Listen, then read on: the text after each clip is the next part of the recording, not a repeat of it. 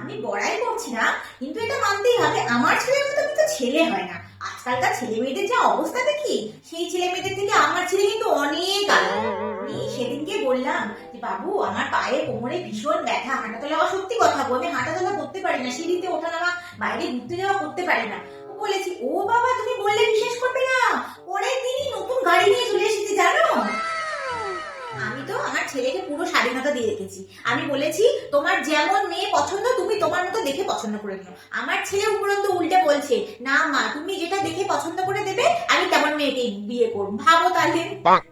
আমার ছেলে তো প্রথম স্যালারি পেয়ে হাতটা আমাকে গড়িয়ে দিল, দেখো কেমন হয়েছে। আমার ছেলে তো উল্টো, আমার ছেলে আমার সব স্যালারি এনে আমার হাতে দিয়ে দেয়, আমি ওকে মানে প্রত্যেক মাসে মাসে হাত খরচা দিই। হ্যাঁ সে তো একই দাঁড়াও, আমার ছেলে কেমন করেছে। হ্যাঁ বাবা বল, মাম্মাস বয়। হ্যাঁ বাবা বল।